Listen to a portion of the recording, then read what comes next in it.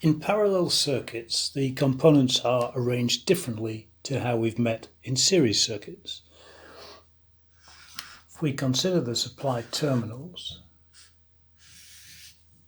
like so, let's suppose we have a 5-volt supply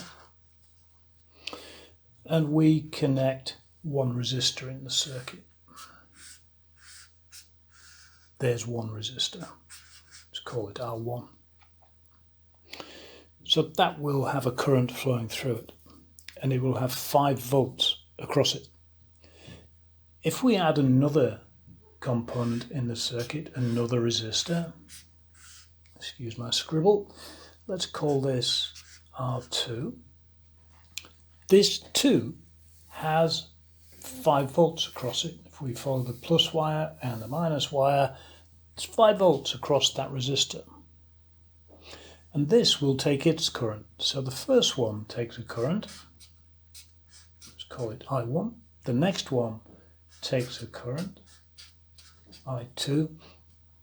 And the current coming out of the supply, we can indicate there, that is the current that leaves here, and it's going to split. Some is coming down here and some is carrying on down there.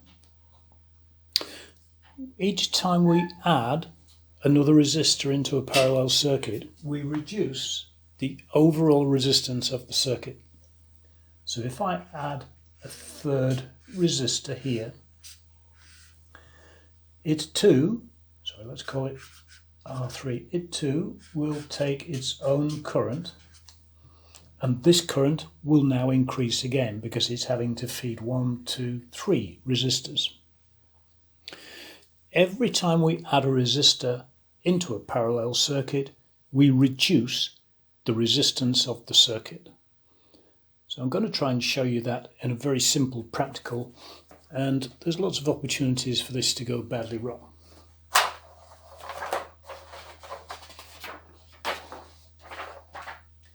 Okay, so here we go. I have over here two 18 ohm resistors, which I've just wired together, and they're in parallel.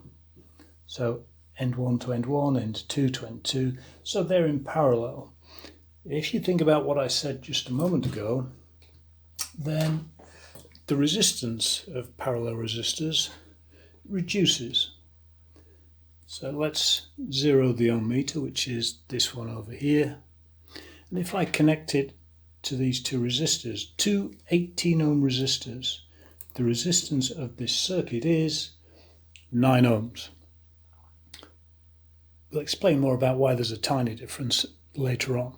But we've got 9 ohms. So 18 in parallel with 18 gives us 9.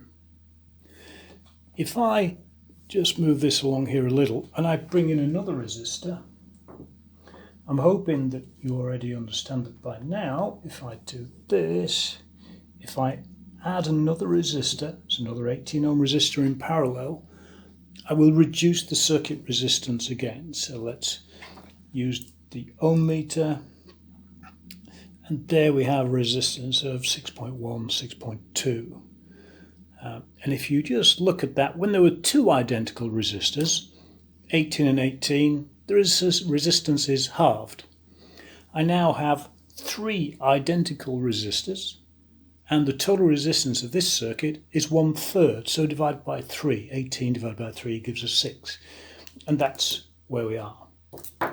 Let's have a look at what happens to current in the parallel circuit. So I'll just take that out again, set it aside. Here is our basic circuit that I started with. Two 18 ohm resistors in parallel. Out of the power supply, I'm going into an ammeter. Out of the ammeter, I'm going to our circuit. So put that in there. The negative of the supply goes to the other end of the circuit. So if I put the output on the supply, we can now see on the ammeter that there is a current flowing. So if I've been telling you the truth, if I add another resistor on here, which I'll do in a moment, the current should increase because I'm now having to supply current to this one, and the next one. So here is the next resistor coming in. Try and keep your eyes on the ammeter. Hopefully I'm not in the line of the shot. Okay. So there we have it. Every time we add a resistor into a parallel circuit, we reduce the resistance and we will increase the current coming out of the supply.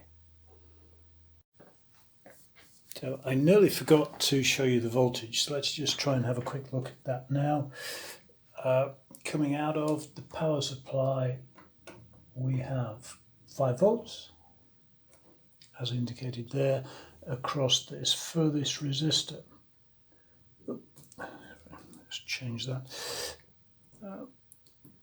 We've got 4.8 volts, 4.8, and 4.8. One of the reasons there is a slight difference is there can be resistance present in the connections that we're using, and there can be a volt drop caused by using the ammeter. But basically 5 volts out of here and 5 volts across each of the components that are laid in the parallel circuit.